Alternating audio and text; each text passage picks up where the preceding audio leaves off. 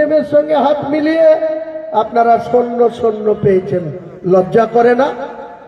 ভাঙড়ের বিধায়ক নওশাদ সিদ্দিকী, আমরা তাদের সঙ্গেও যোগাযোগ রাখছি। আমি বলতে চাই, বাংলার এই মালদা ডিস্ট্রিক্টে দাঁড়িয়ে, মাটিতে দাঁড়িয়ে কংগ্রেস 49 বছর ধরে বাংলার মানুষের কাছে গুরুত্বহীন হয়ে আছে, অপ্রাসঙ্গিক হয়ে আছে। কেউ আবার তৃণমূলের ঘর ঘুরে এসে নতুন করে স্বপ্ন দেখছে বাংলার মাটিতে খাতা খোলা।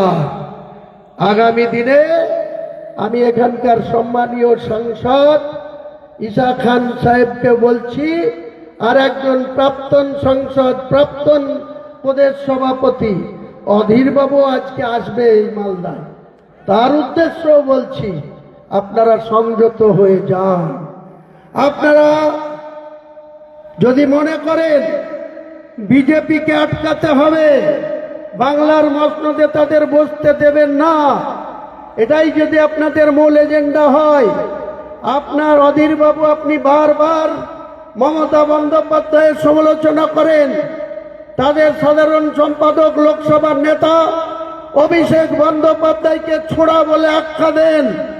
আমি আপনাকে বলছি, আপনারা যদি মনে প্রাণে চান মমতা বন্দ্যোপাধ্যায় একটা দুর্নীতিগ্রস্ত দলের নেতৃত্ব দিচ্ছেন, বাংলার মুখ্যমন্ত্রী হয়ে বাংলার 4,26 লক্ষ মুসলমানদের সঙ্গে মিথ্যাচার করছেন, তাহলে আমাদের সঙ্গে আসুন, হাতে হাত মিলিয়ে চোখে চোখ রেখে মমতা বন্দ্যোপাধ্যায়কে 3 বারের হ্যাট্রিক করা মুখ্যমন্ত্রীকে আর 4র্থবারের জন্য আমরা বাংলার মসনদে বসতে দেব না।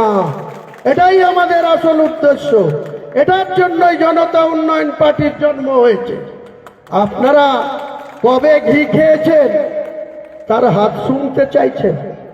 কবে বরকত সাহেব এখানে স্মিথ ছিল?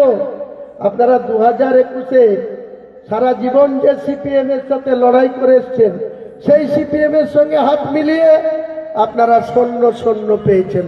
লজ্জা করে না?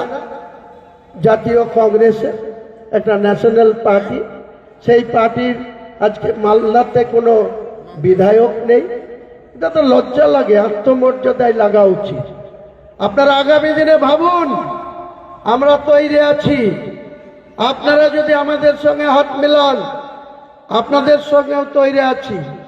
আপনারা যে 2021 সালে সিপিএম এর সাথে করেছিলেন, অলরেডি সিপিএম এর নেতৃত্বের সঙ্গে আমাদের কথা চলছে। আর একটা নতুন পার্টি 2021 সালের 21শে জানুয়ারি কলকাতায় জন্ম হয়েছিল, ফুরফুরা শরীফের পবিত্র মাটির লোক আব্বাস সিদ্দিকীর ছোট ভাই, ভাঙড়ের বিধায়ক নওশাদ সিদ্দিকী। আমরা তাদের সঙ্গেও যোগাযোগ রাখছি। আমাদের উদ্দেশ্য 2-2 4 মিলিয়ে মমতা বন্দ্যোপাধ্যায়কে পরাস্ত করা।